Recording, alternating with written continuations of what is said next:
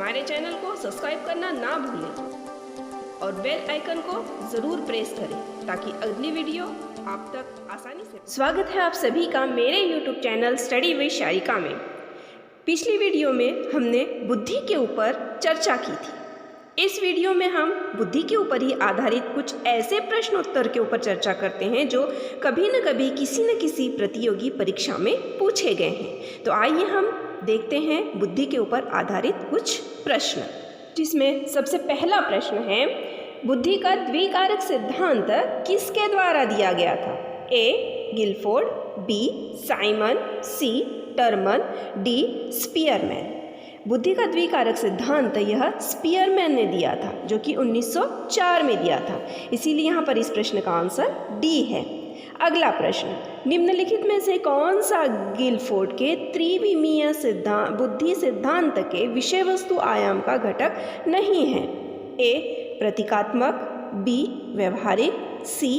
प्रणाली, डी. शाब्दिक। जब हमने गिलफोर्ड का सिद्धांत पढ़ा था उस समय हमने देखा था कि उसने जो पहला भाग बताया था उस वो विषय वस्तु या अंतर वस्तु, उसमें उसके 4 कुल उपभाग बताए गए थे, जिसमें आकृत्यात्मक, प्रतीकात्मक, शाब्दिक और व्यवहारिक ऐसे 4 भाग थे। लेकिन उसमें सी, यह प्रणाली, यह भाग नहीं था। इसीलिए यहाँ पर इस प्रश्न का आंसर है सी। अगला प्रश्न, मानसिक आयु की अवधारणा को विकसित किया था? A. Stern, B. Cattell, C. Binet, D. Terman. इस प्रश्न का आंसर है सी, क्योंकि मानसिक आयु इस संप्रत्यय का सबसे पहले बीने ने प्रस्तावित किया था। उसके बाद अगला प्रश्न है, निम्न में से कौन सा संवेगात्मक बुद्धि का तत्व नहीं है? ए. आत्म अभिप्रेरणा, बी. संबंधों को संचालित करना, सी. उद्यमी सामर्थ्यता, डी. परानुभूति। जब हमने सांवेगिक बुद्धि के ऊपर चर्चा की थी तो उसमें हमने देखा था कि सांवेगिक बुद्धि को 2 तत्वों में विभाजित किया गया था, एक वैयक्तिक तत्व और दूसरा आंतरिक तत्व। तो वैयक्तिक तत्व के और 3 उपविभाग थे, जिसमें अपने संवेगों से अवगत कराना, अपने संवेगों को प्रतिबंधित करना और आत्म अभिप्रेरणा। और अंतर्वैयक्तिक के भी तत्व थे, 2 तत्व थे, एक था परानुभूति और दूसरा तत्व था संबंधों को संचालित करना। तो इस प्रश्न में सी, यह उद्यमी सामर्थ्यता, यह कहीं पर भी संवेगी बुद्धि में नहीं बताया गया है। इसीलिए यहाँ पर इस प्रश्न का आंसर है सी, उद्यमी सामर्थ्यता। इसके बाद अगला प्रश्न है, बुद्धि लब्धि संप्रत्यय विकसित किया? ए. बीने ने, बी. रीड ने, सी. टर्मन ने, डी. कैटल ने। इसका आंसर है सी, टर्मन ने, क्योंकि बीने साइमन के द्वारा बुद्धि परीक्षणों का सबसे महत्वपूर्ण संशोधन टर्मन ने किया था, जो कि 1916 में स्टैनफोर्ड विश्वविद्यालय में किया था। और वहीं पर टर्मन ने बुद्धि लब्धि यह संप्रत्यय सबसे पहले दिया था। उसके बाद अगला प्रश्न, सामान्य तथा विशिष्ट कारक सिद्धांत का प्रतिपादन किया था? ए. अल्फ्रेड बीने ने, बी. स्पीयरमैन ने, सी. गिलफोर्ड ने, डी. थर्स्टन ने। इस प्रश्न का आंसर है बी, स्पीयरमैन ने, क्योंकि स्पीयरमैन ने ही अपने द्विकारक सिद्धांत के अंतर्गत सामान्य कारक तथा विशिष्ट कारक इन दोनों को मिलाकर अपना सिद्धांत प्रस्तावित किया था। उसके बाद अगला प्रश्न है, व्यवहारिक बुद्धि को कहा जाता है? ए. मूर्त बुद्धि, बी. अमूर्त बुद्धि, सी. संज्ञानात्मक योग्यता, डी. सामाजिक बुद्धि। इस प्रश्न का आंसर है ए, मूर्त बुद्धि, क्योंकि व्यवहारिक बुद्धि को अलग अलग नामों से पुकारा जाता है, जिसमें मूर्त बुद्धि, गामक बुद्धि, यांत्रिक बुद्धि और गत्यात्मक बुद्धि, ऐसे कई नामों से व्यवहारिक बुद्धि को पुकारा जाता है। उसके बाद में अगला प्रश्न है, बुद्धि के त्रिआयामी सिद्धांत के अनुसार बुद्धि के कारक की संख्या है? ए. 90, बी. 110, सी. 135, डी. 120। इस प्रश्न का आंसर है डी, 120, क्योंकि गिलफोर्ड ने 1967 में जो कोष थे वह उन्होंने सबसे पहले 120 बताए थे। फिर उसके बाद में उन्होंने 1977 में इसमें संशोधन करके वही कोष 150 बताए थे और 1980 के मॉडल में संशोधन करके उन्होंने वही कोष 180 बताए थे। इसके बाद में अगला प्रश्न है, निम्न में से गिलफोर्ड ने कौन सा बुद्धि का सिद्धांत प्रतिपादित किया? ए बुद्धि संरचना सिद्धांत, बी बुद्धि का एक खंड सिद्धांत, सी बुद्धि का द्विखंड सिद्धांत, डी बुद्धि का बहुखंड सिद्धांत। इस प्रश्न का आंसर है यहाँ ए बुद्धि संरचना सिद्धांत, क्योंकि बुद्धि का एक खंड सिद्धांत यह अल्फ्रेड बीने ने दिया है, बुद्धि का द्विखंड सिद्धांत यह स्पीयरमैन ने दिया है, तो बुद्धि का बहुखंड सिद्धांत यह थॉर्नडाइक ने दिया है। और गिलफ्रोड के सिद्धांत को एक नाम बुद्धि संरचना सिद्धांत भी दिया गया है। अगला प्रश्न है निम्न में से बुद्धि का बहुखंड सिद्धांत प्रतिपादित किया। ए बीने, बी स्पीयरमैन, सी थर्स्टन, डी थॉर्नडाइक। इस प्रश्न का आंसर है डी थॉर्नडाइक। उसके बाद अगला प्रश्न, थॉर्नडाइक का बुद्धि संबंधी सिद्धांत है ए एक तत्व सिद्धांत, बी द्वितत्व सिद्धांत, सी बहुतत्व सिद्धांत, डी त्रिआयामी सिद्धांत। यहाँ पर इस प्रश्न का आंसर है सी बहुतत्व सिद्धांत, क्योंकि थॉर्नडाइक ने ही कहा है कि बुद्धि असंख्य स्वतंत्र कारकों से मिलकर बनी है, इसी के आधार पर उन्होंने बहुतत्व सिद्धांत हमारे सामने रखा। उसके बाद में अगला प्रश्न है, बुद्धि के समूह कारक सिद्धांत के प्रणेता है ए थॉर्नडाइक, बी थर्स्टन, सी स्पीयरमैन, डी थॉमसन। इस प्रश्न का आंसर है बी थर्स्टन। थर्स्टन ने समूह कारक सिद्धांत हमारे सामने रखा। उसके बाद में अगला प्रश्न है, पुरुष स्त्रियों की अपेक्षा ज़्यादा बुद्धिमान होते हैं, यह कथन ए लैंगिक पूर्वाग्रह को प्रदर्शित करता है, बी बुद्धि के भिन्न पक्षों के लिए सही है, सी सही है, डी सही हो सकता है। इस प्रश्न का आंसर है ए लैंगिक पूर्वाग्रह को प्रदर्शित करता है, क्योंकि ऐसा कहीं पर भी नहीं है क्योंकि पुरुष स्त्रियों की अपेक्षा ज़्यादा बुद्धिमान होते हैं, ऐसा कहीं नहीं दिया है, केवल ये हमारे लैंगिक पूर्वाग्रह ही है।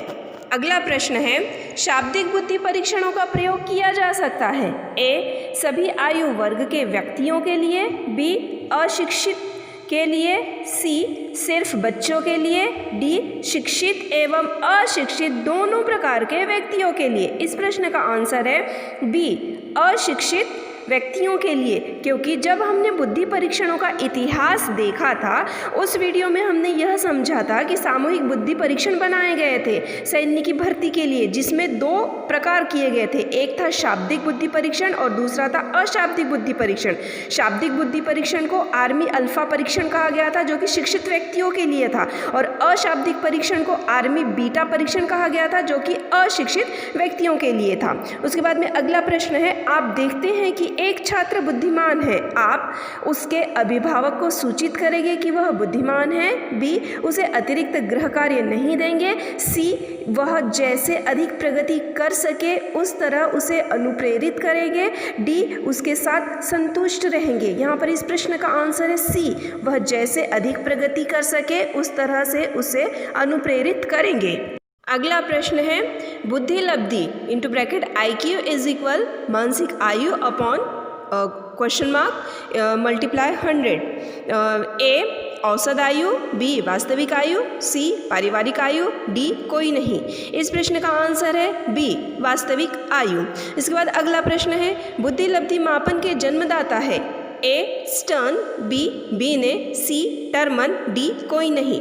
यहाँ इस प्रश्न का आंसर है सी टर्मन, क्योंकि बुद्धि लब्धि इस संप्रत्यय का सबसे पहले प्रयोग यह टर्मन ने ही किया था, इसीलिए उनका वही इस बुद्धि लब्धि के जन्मदाता है। उसके बाद में अगला प्रश्न है, निम्नलिखित में से कौन सा कथन सत्य है? ए लड़के अधिक बुद्धिमान होते हैं, बी लड़कियां अधिक बुद्धिमान होती है, सी सामान्यतः लड़के लड़कियों से अधिक बुद्धिमान होते हैं, डी बुद्धि का लिंग के साथ संबंध नहीं है। या इस प्रश्न का आंसर है डी बुद्धि का लिंग के साथ संबंध नहीं है, क्योंकि बुद्धि के ऊपर लिंग का कोई भी प्रभाव नहीं पड़ता है। अगला प्रश्न है, विभिन्न वैज्ञानिकों ने बच्चों की बुद्धि लब्धि के आधार पर उनको भिन्न भिन्न श्रेणी या संवर्ग की संज्ञा दी है।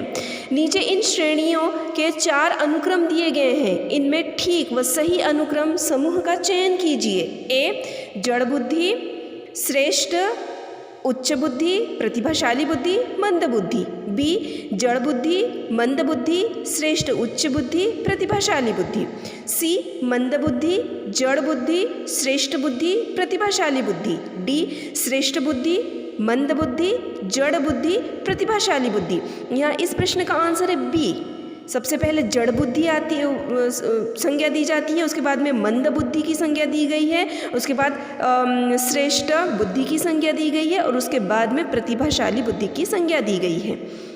इसके बाद अगला प्रश्न है, निम्न में से कौन बुद्धि परीक्षणों के दुरुपयोग का संकेत देता है? ए, उन्नति के लिए मापन में सहायक। बी, बुद्धि लब्धि का लेवल लगाकर बालकों पर लगाकर अध्यापक अपनी अकुशलता को छिपाते हैं।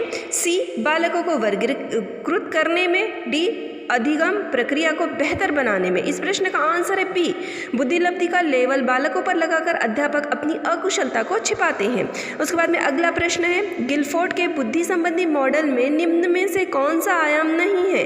ए, विशिष्ट तत्व। बी, प्रक्रिया। सी, अंतर्वस्तु। डी, परिणाम। यहाँ पर इस प्रश्न का आंसर है ए, विशिष्ट तत्व, क्योंकि गिलफोर्ड ने बुद्धि संबंधी जो आयाम बताए हैं वो आयाम उन्होंने 3 बताए थे, जिसे विषय वस्तु मतलब अंतर्वस्तु, संक्रिया मतलब प्रक्रिया और उत्पाद मतलब परिणाम, ऐसे 3 उन्होंने बुद्धि के मॉडल बताए थे। उसके बाद में अगला प्रश्न है, भावात्मक बुद्धि का परिभाषिक शब्द देने वाले विद्वान हैं? A, Daniel Goleman. B, Terman. C, Binet. D, Galton. इस प्रश्न का आंसर है ए, डैनियल गोलमेन, क्योंकि भावात्मक बुद्धि को ही सांवेगिक बुद्धि कहा जाता है और सांवेगिक बुद्धि यह का शब्द, ये जो परिभाषा है वह डैनियल गोलमेन ने दी है। अगला प्रश्न है, बुद्धिमत्ता का संबंध किससे है? ए, केंद्रीय चिंतन से। बी, बहुआयामी चिंतन से। सी, सृजनात्मकता से। डी, उपरोक्त सभी से। यहाँ पर इस प्रश्न का आंसर है डी, उपरोक्त सभी से, क्योंकि बुद्धि का संबंध केंद्रीय चिंतन से भी होता है, बहुआयामी चिंतन से भी और सृजनात्मकता से भी होता है। उसके बाद में अगला प्रश्न है, हॉवर्ड गार्डनर का बुद्धि का सिद्धांत डैश पर बल देता है? ए, सामान्य बुद्धि। बी, विद्यालय में आवश्यक सामान्य योग्यताओं से। सी, प्रत्येक व्यक्ति की विलक्षण योग्यताओं से। डी, शिक्षार्थियों में अनुबंधित कौशलों से।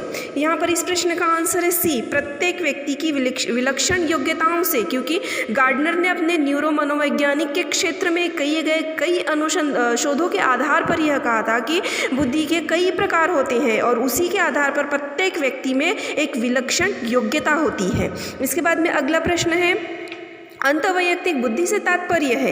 ए, स्वयं की क्षमताओं एवं कमजोरियों की पहचान करना। बी, दूसरों को अभिप्रेरित करने का कौशल। सी, विभिन्न व्यक्तियों को समझने का कौशल। डी, दूसरों के साथ बातचीत करने का कौशल। यहाँ इस प्रश्न का आंसर है सी, विभिन्न व्यक्तियों को समझने का कौशल, क्योंकि जब हमने बहुखंड या बहुबुद्धि का सिद्धांत देखा था उसमें हमने देखा था कि थॉर्नडाइक ने अंतर्वैयक्तिक बुद्धि का भी एक प्रकार बताया था और उसमें उन्होंने बोला था कि इस बुद्धि के अंतर्गत जो भी व्यक्ति आते हैं वे दूसरों के मनोभाव को पहचानते हैं, उनके स्वभावों एवं अभिप्रेरणा को जानते हैं तथा उसी के अनुरूप वह अनुक्रियाएं करते हैं। इसलिए यहाँ पर इस प्रश्न का आंसर सी है। इसके बाद अगला प्रश्न है, बुद्धि का तरल मोजेक मॉडल किसने दिया है? A, Cattell. B, Guilford. C, Thurstone. D, Spearman. यहाँ इस प्रश्न का आंसर है ए, कैटल। उसके बाद में अगला प्रश्न है, एक व्यक्ति जो विभिन्न संवेगों की पहचान तथा महसूस करने और संवेगों पर नियंत्रण रखने की योग्यता, उच्च योग्यता रखता है, उसका उच्च होगा। ए, EQ पर। बी, IQ पर। सी, MQ पर। डी, PQ पर। यहाँ पर इस प्रश्न का आंसर है ए, EQ पर, क्योंकि EQ का फुल फॉर्म होता है इमोशनल इंटेलिजेंस और इमोशन मतलब ही संवेग होते हैं। उसके बाद में अगला प्रश्न है, स्पीयरमैन के अनुसार सभी संज्ञानात्मक कार्यों में शामिल मानसिक ऊर्जा या क्षमता को क्या नाम दिया गया है? ए, P कारक। बी, S कारक। सी, M कारक। डी, G कारक। यहाँ पर इस प्रश्न का आंसर है डी, G कारक, क्योंकि G कारक ही यह ऐसी सामान्य मानसिक योग्यता है जो कि सभी कार्य में रहती है और यह G कारक राजा के समान कार्य करता है। इसके बाद अगला प्रश्न है, गिलफोर्ड के अनुसार निम्न में से बुद्धि का आयाम नहीं है? ए, विषय वस्तु। बी, संक्रिया। सी, उत्पाद। डी, संज्ञान। यहाँ इस प्रश्न का आंसर है डी, संज्ञान। अगला प्रश्न, बुद्धि का वैज्ञानिक मापन सर्वप्रथम किसने प्रारंभ किया था? A, Terman. B, Stanford. C, Binet. D, Guilford. यहाँ इस प्रश्न का आंसर है सी, बी ने। उसके बाद में अगला प्रश्न है, निम्न में से कौन सा सामूहिक अशाब्दिक बुद्धि परीक्षण है? A, army beta test. B, S Jalota का बुद्धि परीक्षण। सी, MC जोशी का बुद्धि परीक्षण। डी, भाटिया बैटरी बुद्धि परीक्षण। यहाँ पर इस प्रश्न का आंसर है ए, आर्मी बीटा टेस्ट, कि उसकी अशाब्दिक बुद्धि परीक्षण यह अशिक्षित व्यक्तियों के लिए निर्माण किया गया था और उसे नाम दिया गया था आर्मी बीटा टेस्ट। इसके बाद अगला प्रश्न है, गोलमैन संबंधित है ए यांत्रिक बुद्धि से, बी अमूर्त बुद्धि से, सी सांवेगिक बुद्धि से, डी सामाजिक बुद्धि से। इसका आंसर है सी सांवेगिक बुद्धि से, क्योंकि डैनियल गोलमैन ने ही संवेगात्मक बुद्धि यह शब्द या यह परिभाषा सबसे प्रथम दी थी। उसके बाद में अगला प्रश्न है, संवेगात्मक बुद्धि बुद्धिलब्धि से अधिक महत्वपूर्ण क्यों? पुस्तक के लेखक हैं A Peter Salovey, B John Mayer, C Daniel Goleman, D Nancy Gibbs. यहाँ पर इस प्रश्न का आंसर है सी डैनियल गोलमैन। अगला प्रश्न, बुद्धि इन 4 शब्दों में निहित है, ज्ञान, आविष्कार, निर्देश, आलोचना। यह कथन किस मनोवैज्ञानिक का है? ए स्पीयरमैन, बी थॉर्नडाइक, सी रायबर्न, डी अल्फ्रेड बीने। यहाँ पर इस प्रश्न का आंसर है डी अल्फ्रेड बीने, क्योंकि जब हमने बुद्धि की परिभाषाएं देखी थी तो यह परिभाषा अल्फ्रेड बीने ने दी थी। उम्मीद करती हूँ आपको मेरी यह वीडियो अच्छी लगी होगी। हमारे चैनल को सब्सक्राइब करना ना भूलें और बेल आइकन को ज़रूर प्रेस करें ताकि अगली वीडियो आप तक आसानी से पहुँचे। धन्यवाद।